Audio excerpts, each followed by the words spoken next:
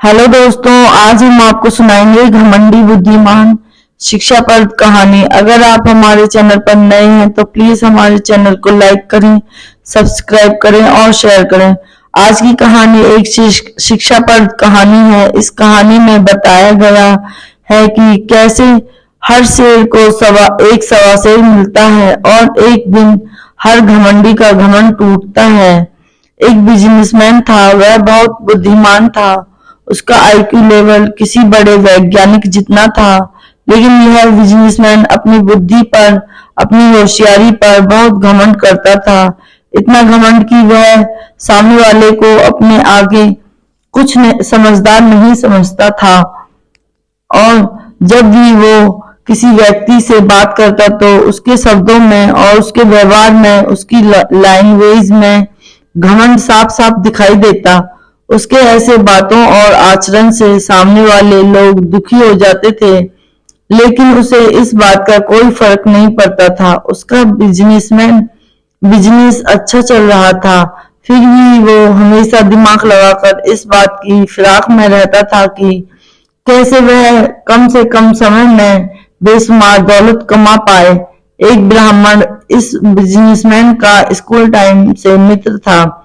ब्राह्मण भी समझदारी में कुछ कम नहीं था, लेकिन इस ब्राह्मण ने अपनी बुद्धि को भगवान की भक्ति और धर्म ग्रंथों को पढ़ने में लगा दिया था। बिजनेसमैन अपने ब्राह्मण मित्र को भी कई बार अपमान कर चुका था, लेकिन आध्यात्मिकता को पा चुका ब्राह्मण कभी उसकी बातों का या व्यवहार का बुरा नहीं मानता था। ब्राह्मण ने अपनी सच्ची भक्ति और समर्पण से भगवान का दर्शन कर लिया था, इसलिए वो अब किसी भी भारी वस्तुओं या दुनिया से विचलित नहीं होता था। भगवान का साक्षात्कार कर चुके इस ब्राह्मण के पास कुछ अद्भुत शक्तियां भी आ गई थीं, जिससे वह अपनी कल्पना शक्ति से कई सारी चीजों का सृजन या विनाश कर सकता था। जब बिजनेसमैन को इस बात की खबर हुई तो उसने अपने ब्राह्मण दोस्त की शक्तियों का फायदा उठाने का सोचा।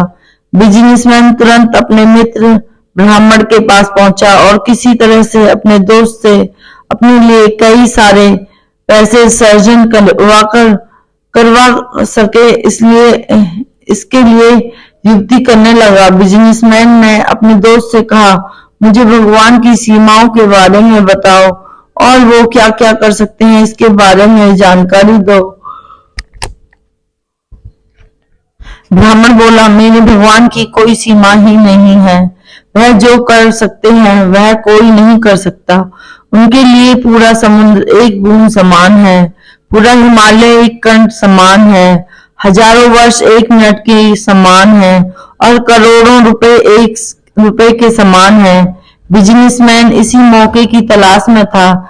जैसे ही ब्राह्मण ने पैसों की बात की तो बिजनेसमैन तुरंत ब्राह्मण से बोला, अगर ऐसी ही बात है तो मुझे अपने भगवान से बोलकर सिर्फ 1 रुपया दिला दो।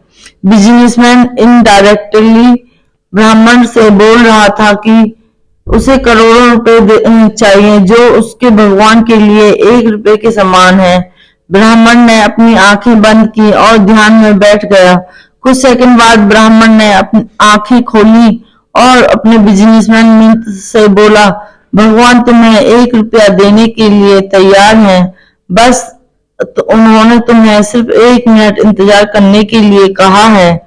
इस तरह से अपने आप को बहुत बड़ा 30 मार्खा समझ रहे बिजनेसमैन को उसके मित्र ब्राह्मण ने उसी के तरीके से मात दे दी, क्योंकि भगवान के लिए करोड़ों रुपए का मूल्य 1 रुपए के समान है तो हजारों सालों का मूल्य भी 1 मिनट के समान है। इस तरह से अगर बिजनेसमैन को करोड़ों रुपए चाहिए तो उसे हजारों साल तक इंतजार करना पड़ेगा। दोस्तों, हमारे आसपास आपको ऐसे कई लोग मिल जाएंगे जिन्हें आपने बुद्धि पर, अपनी कला पर, अपनी सुंदरता पर या फिर भगवान पर द्वारा मिली किसी भी वस्तु पर बहुत घमंड हो जाता है, लेकिन वह लोग यह भूल जाते हैं कि घमंड तो रावण का भी नहीं ज्यादा चला था, उनका कैसे चलेगा।